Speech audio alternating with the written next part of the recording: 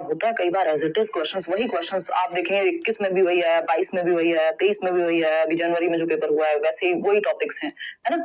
तो वही 7-8 टॉपिक्स हैं, मैंने मैराथन वगैरह भी लिए हुए हैं, लाइक शेयर सब्सक्राइब आप कर देंगे। इसके अलावा हम आपको मिल जाएंगे कहाँ, let's learn square Telegram channel, यहाँ पे आपको पीडीएफ विद आंसर्स आपकी मिल जाएंगी, जो अब तक की पीडीएफ है वो सब दे दी जा चुकी हैं, प्याजे वाली भी।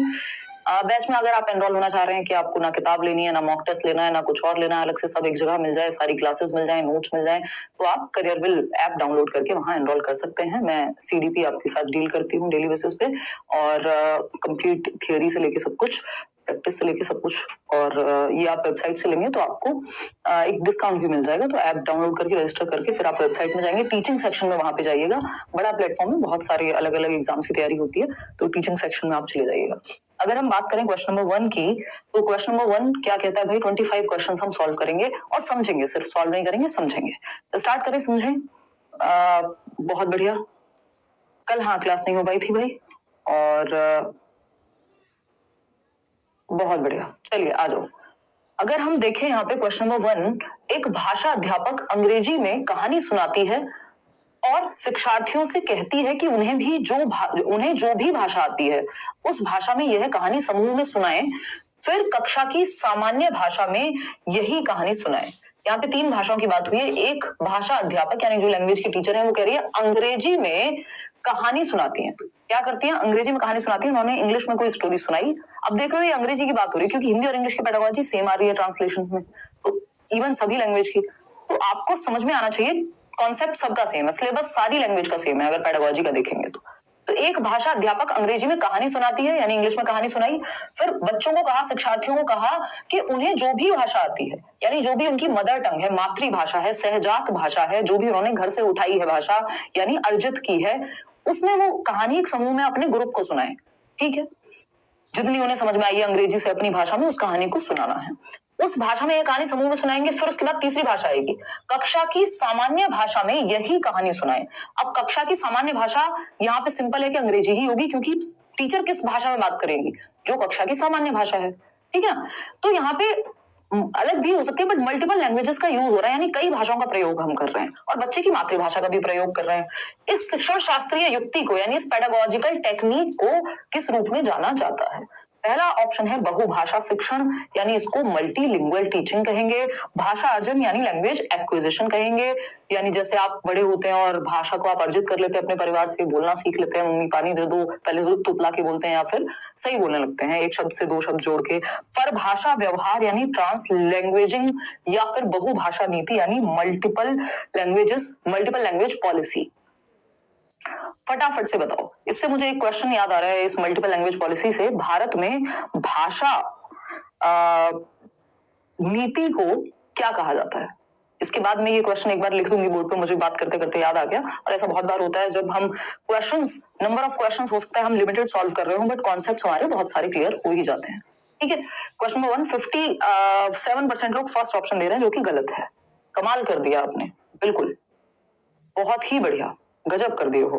देखो एक बार, ये गलत है, ये वैसे गलत नहीं पूरी तरह से, बट यहाँ पे गलत है, क्योंकि अगर थर्ड ऑप्शन नहीं होता तो हम इसके साथ जा सकते थे, और बहुभाषा शिक्षण नहीं कहेंगे इसको, बहुभाषा तकनीक कह सकते हैं एक तरह से। खैर, अगर हम बात करें यहाँ पे, भाई बच्चे कई भाषाओं का प्रयोग कर रहे हैं। इंग्लिश में कहानी सुनाई गई, उन्होंने अपनी भाषा में बच्चों ने एक दूसरे को सुनाई, फिर कहा गया कि जो सामान्य भाषा है क्लास की, चाहे वो इंग्लिश हो या जो भी है, उसमें कहानी सुनाओ। तो कई भाषाओं का प्रयोग हो रहा है, बच्चे की मातृभाषा का भी प्रयोग हो रहा है। इस टेक्निक को परभाषा व्यवहार या अंग्रेजी में क्या कहते हैं, ट्रांस लैंग्वेजिंग। देखो ये इंग्लिश पेडागोजी से ही सब ट्रांसलेट हो के आजकल पेडागोजी के क्वेश्चन बनते हैं हिंदी के, तो इसलिए जिनको इंग्लिश के टर्म्स जरूर पता होने चाहिए आपको। ट्रांस लैंग्वेजिंग, ट्रांस लैंग्वेजेस, देखो ट्रांस मतलब ट्रांसफर हुआ है कहीं ना कहीं, तो एक लैंग्वेज से दूसरी लैंग्वेज में आप ट्रांसफर कर रहे हैं कुछ ना कुछ, तो परभाषा व्यवहार ट्रांस लैंग्वेजिंग कहेंगे, जिसमें आप फ्लूइडली, आसानी से एक भाषा से दूसरी भाषा की तरफ जा सकते हैं। ये बहुभाषा तकनीक का एक पहलू है, एक एस्पेक्ट है मल्टीलिंगुअल टीचिंग का। अब यहाँ पे मल्टीलिंगुअल टीचिंग, ठीक है बहुभाषाएं तो यूज हो रही हैं, लेकिन आपको एग्जैक्ट टर्म बताना है। तो एग्जैक्ट टर्म अगर हमारे पास है, जो हमसे एग्जैक्टली पूछा गया है, तो हम उस पे जाएंगे ना डायरेक्ट, है ना। हम अगर हमसे ये कहा गया है 2 दूनी कितने होते हैं तो हम सीधा 4 कहेंगे ना, हम ये नहीं कहेंगे ये 4 ऐसे बनता है, एक एक को 4 बार जोड़ते हैं तब 4 बनता है। यहाँ पे डायरेक्ट लिखा हुआ है उन्होंने 4, आप कह रहे हैं 1 + 1 + 1 + 1 + 1, है ना। लेकिन हमारे से रिक्वायरमेंट क्या है, वो है डायरेक्ट आप वो टर्म बताइए, क्या आपको वो डायरेक्ट टेक्निक पता है, तो वो है परिभाषा व्यवहार। इस पे कई क्वेश्चंस इस बार भी पूछे गए हैं, 2022 में भी पूछे गए थे, इस पे मैं 1-2 क्वेश्चंस आज भी कराऊंगी। तो ये थर्ड है, भाषा अर्जन होता है जब आप भाषा को एनवायरमेंट से उठा लेते हैं, जैसे आपने अपनी मातृभाषा को अर्जित कर लिया, समेट लिया, आपको बोलना आ गया, इधर उधर से सुन के किताब की जरूरत नहीं पड़ी। बहुभाषा शिक्षण में आप कई भाषाओं का प्रयोग कर सकते हैं, तो उसी का एक पहलू है एक तरह से। बहुभाषिक नीति, यानी नीति की तो यहाँ बात नहीं हो रही, ये टेक्निक पूछी थी हमसे। पॉलिसी कौन सी है ये थोड़ी पूछा था। अब पॉलिसी से एक क्वेश्चन मुझे याद आ रहा है, पोल भी देना साथ में। मैं आपके सामने एक क्वेश्चन रखती हूँ कि भारत की शिक्षा नीति, भाषा शिक्षा नीति कौन सी है भारत में पूछा जा चुका है पहले। भारत में भाषा नीति को यानी लैंग्वेज पॉलिसी को क्या कहते हैं, बताना एक बार। भाषा नीति को क्या कहते हैं? सिंपल, सरल, सुंदर, सस्ता, टिकाऊ। तो हिंदी लिखने की प्रैक्टिस इतनी कम हो गई है ना over the period of time. Bharat में भाषा नीति को क्या कहते हैं या क्या नाम है? दिख पा रहा है यहां तक? कहते हैं, बताइएगा फटाफट से। 4 ऑप्शन अगेन, है ना। फर्स्ट ऑप्शन क्या हो सकता है? बहुभाषिता,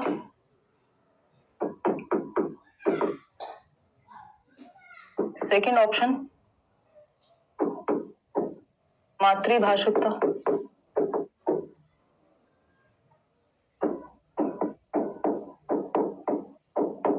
त्रिभाषा सूत्र, या फिर मानक भाषा। फटाफट से बताओ, 4 ऑप्शन है, फटाफट से बताओ, दिमाग थोड़ा एक्टिव होगा ना। थर्ड ऑप्शन, बहुत बढ़िया भाई। भारत की जो भाषा नीति है, जिसको हम लैंग्वेज पॉलिसी कहते हैं, वो हम जो फॉलो करते हैं स्कूल्स में या एजुकेशन सिस्टम पूरा जो फॉलो करता है, वो है त्रिभाषा सूत्र, जिसको 3 लैंग्वेज फॉर्मूला कहते हैं। और ये 3 लैंग्वेज फॉर्मूला की बात कहाँ हुई है? एक क्वेश्चन इस पे भी आता ही है आजकल, पिछले 2-3 साल में अगर आप देखेंगे, ये 3 लैंग्वेज फॉर्मूला की बात आपका कोठारी आयोग की एक पॉलिसी 1964-66 वाली, और उसमें इसकी बात हुई है कि 3 भाषाएं आप पढ़ाइए, मदर टंग जो भी आपकी हिंदी या इंग्लिश में से कोई एक, और कोई भी एक मॉडर्न इंडियन लैंग्वेज। यार इस पे हम आएंगे, अभी एक क्वेश्चन और आएगा इस तरह का। तो भारत की लैंग्वेज पॉलिसी को हम त्रिभाषा सूत्र कहते हैं, इसको ही हम ध्यान में रखते हैं। इस पे बवाल भी हुआ था साउथ में। क्वेश्चन नंबर 2 देखिएगा एक बार, ये क्या कहता है? क्वेश्चन नंबर 2 कहता है, कक्षा 7 की अध्यापिका यानी क्लास 7 की टीचर हैं, जो जोड़ियों में यानी पेयर्स में, जोड़ों में मतलब 2-2 के बच्चों का, मान लीजिए 30 बच्चे हैं, 15 पेयर बना दिए, 2-2 बच्चों का एक पेयर, ठीक है ना। ग्रुप नहीं कहेंगे, ग्रुप में 2 से अधिक लोग होते हैं, ठीक। तो जोड़ियों, अध्यापिका जोड़ियों में कार्य करवाने वाली गतिविधि करवा रही हैं, जिसमें सभी जोड़ियों पेयर्स को 10 वाक्यों की कहानी पर काम करने के लिए दिया जाता है। पहली जोड़ीदार पहला वाक्य पढ़ती हैं, यानी 2 बच्चे हैं, उसमें से बच्चा ए है जो पहला वाक्य पढ़ रहा है, और दूसरी जोड़ीदार उस वाक्य को लिखती है, यानी ए ने वाक्य पढ़ा और बी ने लिखा, बी ने राइट किया और ए ने रीड किया। सिंपल है, पढ़ा ए ने, लिखा जो पढ़ा गया है। मान लीजिए मैंने लिखा, मैंने पढ़ा वाक्य श्रुत लेख, और आप लिख रहे हैं वाक्य श्रुत लेख, ठीक। तो ऐसे हो रहा है 15 जोड़े या जितने भी जोड़े हैं क्लास में।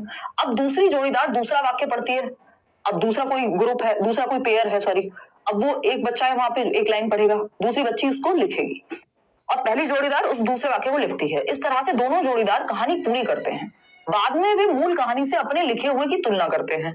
इस गतिविधि को क्या कहते हैं? यानी अब वो चेक कर रहे हैं कि सही लिखा है कि नहीं, जो बेसिक जो कहानी थी उसके हिसाब से सही भी है कि नहीं है। अब ये डिक्टेशन तो है, क्योंकि जब आप स्पेलिंग चेक कर रहे हो या देख रहे हो कि मैच हो रही हैं चीजें या नहीं, जिसको हम आम भाषा में इमला कह देते थे, कि बचपन में टीचर या माँ बाप हमारे बोलते थे कि ये लिखो, वो बोल रहे हैं और हम लिख रहे हैं, ताकि हमारी वर्तनी की अशुद्धियां ठीक हो सके। वर्तनी मतलब स्पेलिंग मिस्टेक्स क्लियर हो सके, है ना। तो ये श्रुत लेख है कि सुन के, डिक्टेशन कहते हैं अंग्रेजी में, सुन के लिख रहा है बच्चा। हाँ, ये तो हो रहा है, श्रुत लेख ये दोनों तो हटा देंगे। पारस्परिक लेखन ये नहीं है कि एक लिख रहा है फिर दूसरा लिख रहा है, यहाँ पे बोलने की भी बात हो रही है, सुन के लिखने की बात हो रही है, तो इसलिए डिक्टेशन या श्रुत लेख तो जरूर आएगा। ठीक। पारस्परिक श्रवण, सिर्फ सुनने की बात नहीं हो रही, लिखने की भी हो रही है। तो श्रुत लेख है, सुनना और लिखना साथ में है, डिक्टेशन। ठीक। तो वाक्य श्रुत लेख, या सिर्फ वाक्य की बात हो रही है या नहीं, कहानी की बात हो रही है, यानी पारस्परिक श्रुत लेख, यानी रेसिप्रोकल डिक्टेशन। यानी एक बच्चा बोल रहा है, फिर दूसरा लिखेगा, दूसरा बोल रहा है, फिर पहला लिखेगा, तो सुन करके लिखा जा रहा है। तो यहाँ पे परस्पर चल रही है क्रिया, यानी रेसिप्रोकल है। अपने पीयर्स में वो कभी एक लिख रहा है, कभी दूसरा। तो ये पारस्परिक श्रुत लेख है जो दो लोगों के बीच में या ग्रुप्स के बीच में चल रहा है, या पेयर्स के बीच में। क्वेश्चन नंबर 3 देखिएगा और जवाब दीजिएगा फटाफट। क्वेश्चन नंबर 3 क्या कहता है, फटाफट से बताओ। क्वेश्चन नंबर 3 पोल में दोगे जवाब और फिर हम आगे बढ़ेंगे। क्वेश्चन नंबर 3 कहता है, वह भाषा क्या है जिसका प्रयोग हम दिन प्रतिदिन के लिए आमने सामने की अंतः क्रिया के लिए करते हैं। ये क्वेश्चन भी पता नहीं अलग अलग तरीके से कितनी बार पूछा जा चुका, लगभग हर बार आता है अब तो ये, है ना, कि वह भाषा क्या है जिसका प्रयोग हम दिन प्रतिदिन यानी डेली एक्टिविटीज के लिए, हिंदी में भी ऐसे ही पूछा जाएगा, इंग्लिश में भी, डेली एक्टिविटीज के लिए। फोन किया किसी को, अरे भाई क्या हालचाल है, क्या चल रहा है, दिन प्रतिदिन डेली यूज है लैंग्वेज का। आमने सामने की अंतः क्रिया के लिए, इंटरएक्शन के लिए, दोस्त से मिले और भाई क्या चल रहा है आजकल, फिर वो कहेगा क्या चल रहा है, ये चल रहा है, वो चल रहा है, कुछ भी दुनिया भर की बातें करेगा वो। आमने सामने की अंतर क्रिया, सोशल इंटरेक्शन, है ना। मम्मी से मिले, मम्मी ने कहा हाँ और क्या पढ़ाई की आज, टीचर से मिले, नमस्ते किया या व्हाटएवर, ग्रीट किया उनको। ठीक। दो बच्चे मैदान में खेल रहे हैं, बातें कर रहे हैं आपस में, तो डेली लैंग्वेज जो हम यूज कर रहे हैं, इस अंत्य क्रिया को क्या कहेंगे, सिंपल है, 43% लोग सही जवाब दे रहे हैं, बिक्स कहते हैं अंग्रेजी में। अब आपको पता है, अगर बिक्स नहीं पता किसी को तो हिंदी का हम बहुत वो करते हैं ना कि यार सिर्फ हिंदी में पढ़ो, या तो भाई आजकल सिस्टम ही ऐसा है कि आपको टर्म्स इंग्लिश में भी पता होने चाहिए, और इवन ट्रांसलेशन में कई बार भाव गलत हो जाता है, तो अगर आपने प्रॉपरली ठीक से पढ़ लिया है इंग्लिश के टर्म्स को तो वो हेल्प करेंगे। बुनियादी अंतर वैयक्तिक संप्रेषण कौशल, बिक्स जिसको हम कहते हैं बेसिक इंटरपर्सनल, क्योंकि इसका नाम ही है इंटरपर्सनल, तो अंतर वैयक्तिक यानी अंतः क्रिया ही होगी इसमें।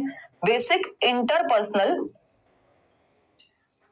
कम्युनिकेशन स्किल्स, यानी वो स्किल्स जो हम इंटरपर्सनल कम्युनिकेशन में एक दूसरे से बातचीत में यूज कर रहे हैं, फोन पे बात करना, सामने बात करना, अपनी बात को कहना, दूसरे की बात को समझना, ये बेसिक इंटरपर्सनल कम्युनिकेटिव स्किल्स जो हैं बिक्स कहलाती हैं, जिसमें बातचीत की बात आएगी। इसका ऑपोजिट हो जाता है कैल्प, यानी एग्जैक्ट ऑपोजिट नहीं बट इससे डिफरेंट है, संज्ञानात्मक अकादमिक भाषा निपुणता, यानी कॉग्निटिव एकेडमिक लैंग्वेज प्रोफिशिएंसी, यानी जब आप भाषा का इस्तेमाल डेली नहीं, जो ज्ञान के सृजन के लिए कर रहे हैं, जिसमें आप एकेडमिक सब्जेक्ट पढ़ रहे हैं, प्रोफिशिएंसी आपकी उस पे है, तो वो कॉग्निटिव आपके जो ये हिंदी में अगर कहें तो संज्ञानात्मक अकादमिक भाषा निपुणता, कि आपकी उतनी पकड़ है कि आप किसी सब्जेक्ट को पढ़ के समझ पा रहे हैं, है ना। कॉग्निटिव एकेडमिक लैंग्वेज प्रोफिशिएंसी कहते हैं कैल्प, हिंदी और इंग्लिश दोनों में पूछा जाता है। तो ये पढ़ने लिखने के बारे में होती है, डेली एक्टिविटी के बारे में है, इसलिए हम इसको नहीं कह सकते। अगर ये पढ़ने के बारे में, पढ़ के चैप्टर को समझने के बारे में होती तो हम इसको कह देते। अंतर वैयक्तिक भाषा निपुणता, संप्रेषणात्मक भाषा कौशल, ये देखने में अच्छा लग रहा है, लेकिन हमारे पास एग्जैक्ट टर्म जब है तो हम इसके साथ क्यों जाएंगे, है ना। एक को 4 बार जोड़ के क्यों दिखाएंगे जब 2 दूनी 4 डायरेक्ट लिखा हुआ है। और देखिए क्वेश्चन नंबर, ये क्या कहता है भाई, क्वेश्चन नंबर 4 कहता है, मिडिल स्तर पर अध्यापन करने वाली अध्यापक एक पाठ्य सामग्री, मिडिल स्तर पर मतलब बोले तो कक्षा 6 से 8 के बीच में, है ना। आपका पेपर 1 हो, पेपर 2 हो, लैंग्वेज 1 हो, लैंग्वेज 2 हो, कोई फर्क नहीं पड़ता। अगर आप इस तरह के जितने भी सेशंस हम लोग डिस्कस करेंगे कर लेते हैं, आपकी प्रॉब्लम सॉल्व है, क्योंकि उन्हीं टॉपिक से क्वेश्चन बार बार सामने आएंगे, सिलेबस लिमिटेड है लैंग्वेज का। मिडिल स्तर पर अध्यापन, और जो आपने सीडीपी में पढ़ा है वो भी यहाँ काम आएगा। तो मिडिल स्तर पर अध्यापन करने वाले अध्यापक एक पाठ्य सामग्री यानी छोटी कहानी पठन के लिए देती है, एक छोटी सी स्टोरी दी कि पढ़ो 6 to 8 के बच्चों के लिए, और कहती है कि सत्ता एवं न्याय के दृष्टिकोण से, सत्ता एवं न्याय के दृष्टिकोण से, यानी जस्टिस के, पावर के, इन सबके व्यू पॉइंट से इस पाठ्य सामग्री के अर्थ व विचारों पर चर्चा करो कि ये पाठ्य सामग्री कहना क्या चाहती है। कोई न्यूज आर्टिकल दे दिया, कोई स्टोरी दे दी, और कहा गया कि जस्टिस हो रहा है क्या इसमें। वो कौन सी कहानी होती थी जो बचपन में नहीं होती थी, 2 बैल थे और एक वो बैल प्रेमचंद की आई थिंक कोई कहानी है, ठीक। तो अब उसमें आप सोचते हो कि यार इसने इसके दोस्त ने सही किया कि गलत किया, है ना। आपको सोचने के लिए कहा जा रहा है, दिमाग पे जोर डालेंगे अब आप, है ना। क्या जस्टिस हुआ। अध्यापक अपने शिक्षार्थियों में किसका विकास करने की चेष्टा कर रही है, बताओ किस चीज का विकास, कौन सी कहानी थी, बताओ जल्दी, है राहुल।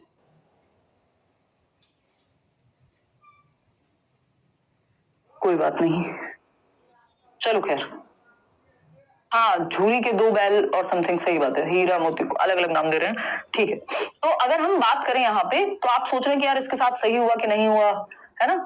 तो जस्टिस और पावर के पॉइंट ऑफ व्यू से आप इसमें थिंकिंग कर रहे हैं, यानी अलग अलग पहलुओं से सोच रहे हैं। जब बात अलग अलग पहलुओं की आ जाती है तो क्रिटिकल थिंकिंग आ जाती है। क्रिटिकल मतलब समालोचनात्मक चिंतन।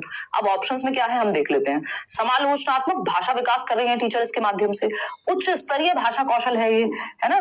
समालोचनात्मक साक्षरता कौशल है या समालोचनात्मक शिक्षण शास्त्र है। अब ये ऑप्शंस ने क्वेश्चन को मुश्किल बना दिया, अदरवाइज क्वेश्चन आसान था, क्योंकि सोचने की बात हो रही है, अलग अलग व्यू पॉइंट्स, अलग अलग परिप्रेक्ष्य से हम किसी चीज को देख पा रहे हैं, दृष्टिकोण से देख पा रहे हैं, तो यानी समालोचनात्मक चिंतन तो हो रहा है बच्चे का, क्रिटिकल थिंकिंग जो 21वीं शताब्दी के कौशलों में आता है, जो आपकी नेशनल एजुकेशन पॉलिसी नई शिक्षा नीति भी कहती है।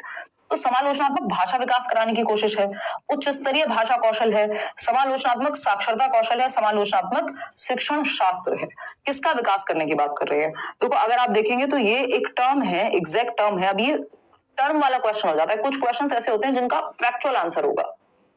समालोचनात्मक साक्षरता कौशल यानी क्रिटिकल लिटरेसी स्किल्स, इंग्लिश में कह देते हैं, आता है और क्वेश्चन सेम इंग्लिश में भी। क्रिटिकल लिटरेसी स्किल्स यानी इसमें क्रिटिकल थिंकिंग भी आ रही है बच्चे की, और वो लिटरेसी भी बेहतर हो रही है, यानी अब वो इसका अर्थ निकालना, इस पे विचार करना, इस पे रिफ्लेक्ट करना, इस पे चिंतन करना, क्या सही है क्या गलत है, हर एक पहलू से देखना किसी चीज को, है ना? तो ये स्किल्स में अपने आप भाषा विकास हो जाएगा, कौशल इसके अंदर होंगे बच्चे में, तभी वो इस समालोचनात्मक चिंतन कर पाएगा, क्योंकि उसके अंदर वो भाषा कौशल हैं। ठीक, समालोचनात्मक शिक्षण शास्त्र, ये पेडागोजी थोड़ी है कि उसको बच्चे को थोड़ी पढ़ाना सीखना है यहाँ पे, उसका तो सिंपल साक्षरता कौशल है कि वो लिटरेसी सीख रहा है, साक्षर हो रहा है इस चीज में कि अलग अलग व्यू पॉइंट से कैसे किसी चीज को देख पाते हैं। तो समालोचनात्मक साक्षरता कौशल इसको हम कहते हैं। आगे बढ़ेंगे क्वेश्चन नंबर 5 पे। क्या कहता है क्वेश्चन नंबर 5? फटाफट से देखेंगे और समझेंगे, जवाब देंगे। अगर मैं देखूं, क्वेश्चन नंबर 5 कहता है शिक्षण की वह विधि जिसमें अध्यापक और 4 विद्यार्थी विभिन्न भूमिकाओं के साथ एक सहयोगात्मक अधिगम समूह का गठन करते हैं। पाठ्य वस्तु की विषय वस्तु पर संवाद किया जाता है, जिससे समीपस्थ विकास का क्षेत्र यानी वो प्रॉक्सिमो डिस्टल जो दायरा है, अब आपने जो भी पेडागोजी में पढ़ा है वो बहुत काम का हो जाता है यहाँ पे, कि जहां तक संभावना है कि आपका विकास हो सकता है, जो वाइगोस्की की बात होती है, और परिणामतः पठन बोध में सुधार हो जाता है। इस विधि को क्या कहते हैं? यानी अध्यापक और विद्यार्थी दोनों साथ में कर रहे हैं किसी काम को, जहां जरूरत पड़ रही है टीचर से पूछ रहे हैं, टीचर अपने विचार बता रहा है किसी एक पाठ को लेके, बच्चे अपने विचार, यानी चर्चा परिचर्चा हो रही है। यानी सहयोगात्मक अधिगम समूह यानी कोऑपरेटिव ग्रुप बना हुआ है, जहां कोलैबोरेट करके साथ में टीचर बच्चे से, बच्चे टीचर से, सब मिलकर के सीख रहे हैं। इसको रेसिप्रोकल टीचिंग कहते हैं अंग्रेजी में, और हिंदी में पारस्परिक शिक्षण कहेंगे, और ये रीडिंग में बहुत काम आता है। संरचनात्मक उपागम नहीं है कि आप संरचना देख रहे हो, कंस्ट्रक्ट कैसे करते हैं किसी सेंटेंस को, बल्कि यहाँ पे समझ की बात हो रही है। मॉडल पठन होता है कि मॉडल रीडिंग जिसको कहते हैं, टीचर ने पढ़ के दिखाया अच्छे से उच्चारण के साथ, और बच्चे फिर उस चीज को वैसे ही पढ़ रहे हैं, वो नहीं है यहाँ पे। यहाँ पे समझ की भी बात हो रही है, बच्चे की समझ बेहतर हो रही है क्योंकि टीचर और बच्चे साथ में मिलकर सीख रहे हैं। मोर नॉलेजेबल अदर, समीपस्थ दूरस्थ विकास, जो आपका मान लीजिए आप खुद से यहां तक जा सकते थे, लेकिन टीचर के सहयोग से आप यहां तक पहुंच जाएंगे अब, ठीक है ना? तो पारस्परिक शिक्षण यानी रेसिप्रोकल टीचिंग, बच्चे टीचर से सीख रहे हैं, टीचर बच्चे से, सब आपस में जहां जिसको जरूरत पड़ रही है अपने विचार प्रस्तुत कर रहे हैं, परस्पर शिक्षण हो रहा है। आगे बढ़ेंगे, क्वेश्चन नंबर 6 देखिएगा, उपचारात्मक शिक्षण किसके लिए है? ये क्वेश्चन आता रहा है, आता रहेगा। उपचारात्मक शिक्षण जिसको इंग्लिश में डायग्नोस्टिक टीचिंग कहते हैं, डायग्नोस्टिक टीचिंग कहते हैं, डायग्नोस्टिक एंड रेमेडियल टीचिंग कहते हैं हम इसको, है ना? रेमेडियल, ये वर्ड्स याद होना जरूरी है। देखिएगा, तो अगर उपचारात्मक शिक्षण किसके लिए है, तो उन शिक्षार्थियों और अध्यापकों के लिए जिन्हें अपने शिक्षण अधिगम युक्तियों को समझने और बदलने और सुधार लाने की जरूरत है, उनके लिए उपचारात्मक शिक्षण होना चाहिए। उन शिक्षार्थियों और अध्यापकों के लिए जो भाषा की परीक्षा में अधिक अंक लाना चाहते हैं, देखो अंक लाना कभी भी पर्पस होता ही नहीं है पेडागोजी में, ठीक? बच्चे का भला अंक से नहीं, समझ से होगा, अंक अपने आप आ जाएंगे। एक्सेलेंस के पीछे भागो, सक्सेस चकमार के पीछे आएगी। याद कीजिए 3 इडियट्स, यही पेडागोजी का पूरा सिद्धांत है, ठीक? थर्ड ऑप्शन है उन शिक्षार्थियों के लिए जिन्हें भाषा अधिगम के कुछ आयामों पर ध्यान देने की आवश्यकता है, यानी कुछ ही आयामों पे, बट कौन से आयाम? जहां कठिनाई हो। तो ऐसा नहीं है कोई भी रैंडम कुछ आयाम, कौन से कुछ आयाम? जहां कठिनाई हो, वहीं तो उपचार दिया जाएगा, जहां बीमारी तो हो कोई। अगर कुछ है ही नहीं दिक्कत तो डॉक्टर जबरदस्ती थोड़ी मुझे दवाइयां दे देगा, ठीक है ना। अगर हम देखें उन अध्यापकों के लिए जिन्हें भाषा सीखने वाले कुछ शिक्षार्थियों के लिए अपने शिक्षण में सुधार की जरूरत है, यानी उन टीचर्स के लिए, सिर्फ टीचर्स के लिए है ये नहीं भाई, टीचर और स्टूडेंट दोनों के लिए है। टीचर के लिए क्या कैसे सही है, बच्चे के लिए कि उसको कठिनाई कहाँ है, वो किस चैप्टर में किस जगह पे अटकता है, कहाँ दिक्कत है, तो उसको सुधार लाइए आप, तो वो उपचारात्मक शिक्षण में आएगा, दोबारा पढ़ाइए, नए तरीके से पढ़ाइए। टीचर के लिए कि टीचर का जो टीचिंग मेथड है उसमें दिक्कत कहाँ है, उसको अपनी टीचिंग में इंप्रूवमेंट की कहाँ जरूरत है ना। ऐसा थोड़ी कि टीचर को कोई जरूरत ही नहीं है चेंज की। तो उन शिक्षार्थियों और अध्यापकों के लिए, यानी टीचर के लिए भी और स्टूडेंट्स के लिए भी, जिन्हें अपने शिक्षण अधिगम में जो टीचिंग लर्निंग प्रोसेस है, उनकी टेक्निक्स है, मेथड्स हैं, उनमें बदलाव और सुधार लाने की जरूरत है। चाहे वो बच्चे को, चाहे किसी एक चैप्टर में दिक्कत है ना, किसी एक पॉइंट में दिक्कत है, तो टीचर और बच्चे दोनों में यहाँ चेंज आ सकता है उपचारात्मक शिक्षण के माध्यम से। और उपचारात्मक शिक्षण होता ही है जहां बच्चे को दिक्कत है, सुधार लाने की जरूरत है। ये नहीं कि कुछ आयामों पर ध्यान देने की जरूरत है, जहां मुश्किल है, बच्चे को दिक्कत है, वहां ध्यान देने की जरूरत है, उसी को उपचारात्मक शिक्षण कह रहे हैं। ठीक, फर्स्ट ऑप्शन।